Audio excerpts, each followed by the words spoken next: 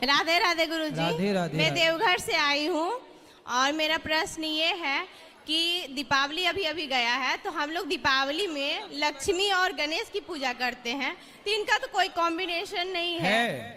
हम करके दे रहे हैं कॉम्बिनेशन आपको। नहीं, जैसे कि विष्णु और लक्ष्मी भगवान दोनों का पूजा हम होना कर चाहिए दें ना। कॉम्बिनेशन?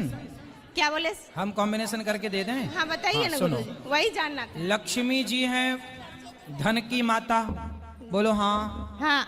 और गणेश जी हैं बुद्धि के देवता, बोलो हाँ। हाँ। तो लक्ष्मी जी हमेशा उन्हीं के पास होती हैं जो गणेश जैसी बुद्धि रखते हैं, बुद्धिमान होते हैं।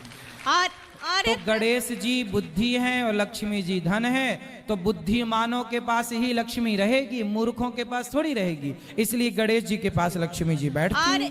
और एक प्रश्न गुरुजी, ये मेरी बेटी है। बोलो पहले ये बताओ कि जो उत्तर दिया हमने आप समझ पाए?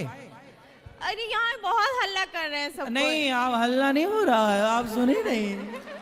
हाँ, सुन लो। आपको तो पूछना था, सुनना थोड़ी था। समस्या तो यही हमारा पूछना होता है, सुनने से मतलब नहीं। देखिए हल्ला यहाँ इतना हो रहा है ना। चलो बेटी से बात कराओ। राधे राधे गुरुजी। हाँ राधे राधे। गुरुजी, हाँ मुझे पढ़ाई में मन नहीं लगता। उसके कहाँ लिए लगता है मन? याद नहीं होता, तो उसके लिए मैं क्या करूं? पहले ये बताओ मन कहाँ लगता है? मुझे घूमने जाने खेलने में ये सब मन लगता है। तो पहले घूम लो ढेर सारा, खेल लो ढेर सारा। 1 घंटा खेलो, 1 घंटा घूमो और फिर 2 घंटे पढ़ाई करो। देखो बांटना पड़ेगा, ये समय खेलने का, ये समय घूमने का, और ये समय पढ़ने के समय पढ़ो, खेलने के समय खेलो, घूमने के समय घूमो। और बेटा याद करने के लिए आपको रोज अंकुरित अनाज खाने चाहिए। आपका खान पान अच्छा हो, अंकुरित दाल, अंकुरित चने और ताजी सब्जियां, ककड़ी इत्यादि, सलाद और शीर्षासन, सिर के बल खड़े होने का अभ्यास करो। शीर्षासन, हल आसन, इनको करने से याददाश्त बढ़ती है। तो ये आसन करो और एकाग्र चित्त से पढ़ाई करो, ये रट करके नहीं, समझ करके पढ़ो तो बातें याद रहेंगी। गुरुजी, हमारा आज सालगिरह है, हम लोग को आशीर्वाद दीजिए गुरुजी। खुश रहिए, भगवान आपको सुखी और स्वस्थ रखें। प्रश्न यूट्यूब पे फिर सुन लीजिएगा, बोला है आपके लिए। अंत में सुन ही लेंगे आपका प्रश्न। धन्यवाद। खुश रहिए। राधे राधे गुरुजी। मेरा नाम अस्मिता है, मैं दिल्ली से आई हूँ। हमें ऐसा क्या करना चाहिए कि हमारा आखिरी बर्थ हो, इसके बाद हम ना आए यहाँ पे? क्यों, क्या दिक्कत हो रही है आपको? कलयुग अच्छा नहीं है। क्या अच्छा नहीं लग रहा है आपको? परेशानियाँ होती हैं बहुत। क्या परेशानी है आपको? बहुत सारी, करियर में, फैमिली में, पर्सनल लाइफ में। देखो परेशानियों का नाम ही जीवन है। आपने देखा होगा हॉस्पिटल में जब कोई बीमार पड़ता है ना और वेंटिलेटर पे होता है, तो वहाँ एक मशीन होती है, उसमें लाइन यूं यूं चलती है, ऐसी चलती है ना, और लाइन सीधी हो गई मतलब मर गए, डेथ, मर गया। जब तक टेढ़ी लाइनें हैं, जब तक उतार चढ़ाव है, तब तक ही जीवन है। सीधा हुआ तो मर जाएगा आदमी। तो आपके जीवन में ये उतार चढ़ाव जो है, स्ट्रगल जो आप कर रहे हैं, करते रहिए। यहाँ जितने लोग बैठे हैं, ये दास अनिरुद्ध सहित, भगवान राम सहित, भगवान कृष्ण सहित, किसके जीवन में स्ट्रगल नहीं था? ये तो अच्छा है कि आप संसार में ना आए, प्रभु के शरण में रहने वाला बार बार जन्म मृत्यु में नहीं उलझता। लेकिन जब तक हो, हंस के रहो, खुश रहो, रो कर नहीं, परेशान होकर नहीं। ये तो चलता रहेगा, परेशानियां तो आएंगी जाएंगी, लेकिन उन परेशानियों के बाद भी आपको हैप्पी रहना चाहिए, खुश रहना चाहिए। ये जीवन है बेटा। इस संसार में ऐसा कौन है, एक को पकड़ के लाओ जिसके जीवन में दुख ना हो। बस किसी के जीवन में ज्यादा है, किसी के में थोड़ा सा कम है। कोई बता पाता है, कोई नहीं बता पाता। बाकियों को देख के ऐसा लगता है कि उनके जीवन में दुख नहीं है, ज्यादा मेरे में है। ना ना, आपका चलो क्या दुख है बताओ। अच्छा कुछ कुछ कुछ बता दो। मतलब मैं बहुत कुछ करियर वाइज करना चाहती हूँ, वो हो नहीं रहा। ये दुख है।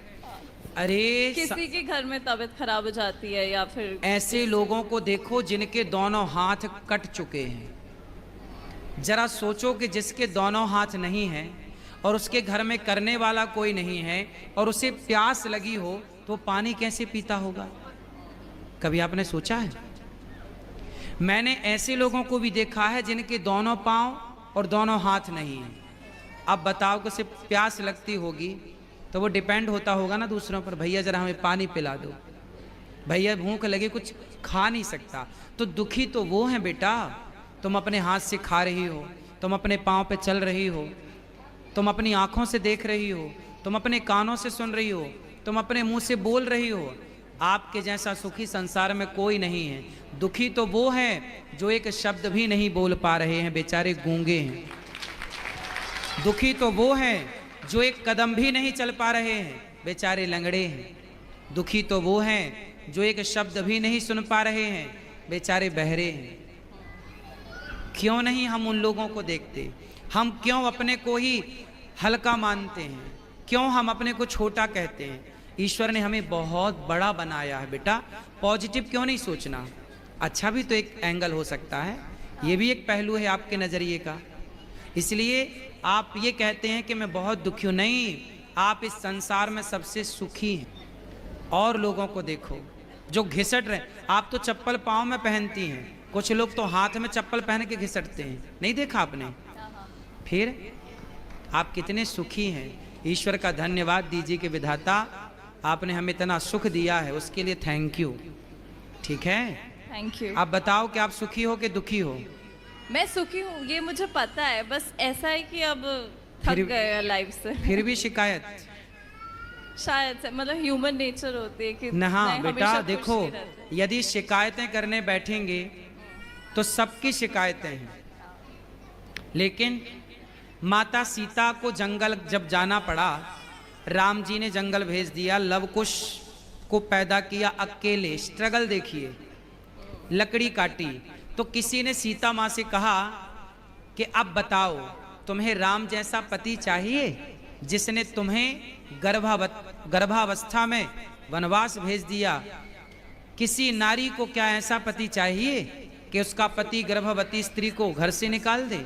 तब सीता माँ ने कहा, बहन, जब जब मेरा जन्म हो तब तब मुझे राम ही पति के रूप में प्राप्त हो। लोगों ने कहा कि तुम्हारा इतना कष्ट देने वाला राम तुम फिर से पति रूप में चाहती हो? सीता माँ ने कहा, कष्ट मुझे मिला, ये तो आप लोग मेरा कष्ट जरा सा देख रहे हैं। जो मुझे सुख मिला है राम को पाकर, जो सम्मान मिला है राम को पाकर, उस सम्मान उस सुख के आगे ये दुख तो कुछ भी नहीं है। इसलिए मैं राम के उस सम्मान, आज जहां राम खड़े होते हैं वहां माता सीता खड़ी होती हैं, तो मैं राम जैसा पति क्यों ना चाहूं? मुझे जरा सा दुख मिल गया तो क्या मैं उस जरा से दुख के कारण अपने राम को छोड़ दूं? ना बेटा, जिस राम ने हमें इतना सुख दिया है, यदि जरा सा कोई बात नहीं, तुम्हारी माँ इतना लाड़ करती है और एक थप्पड़ मार दे गाल में, इसके लिए हम माँ को दुश्मन तो नहीं मानने लगते ना। बस ईश्वर ने इतना सुख दिया, जरा सा दुख भी हो तो ईश्वर का प्रसाद मान के उसे ग्रहण करना चाहिए, थैंक यू कहना चाहिए ईश्वर को। तुम्हारी माँ ने बचपन में तुम्हें कभी मारा नहीं एक थप्पड़, इसलिए तुम्हें थप्पड़ का एहसास नहीं है बेटा। ईश्वर के थप्पड़ का एहसास भी काश होता आपको। ये मेरी बहन है, ये बहुत पिटी है, तो मैं कम पिटी हूँ घर में। कम पिटी हो मतलब पिटी तो हो? बहुत कम, हाँ। चलो अच्छा है। माँ जब आपको मारती है, अच्छा इनको मारती थी माँ, तो क्या इनकी दुश्मन है इनकी माँ? नहीं नहीं, फिर इनके भले के लिए। ऐसे ही है, ईश्वर यदि हमें थोड़ा दंड भी देते हैं, दुख भी देते हैं, तो वो हमारी भलाई होती है। तेरे फूलों से भी प्यार, तेरे कांटों से भी प्यार। Thank you. खुश रहिए।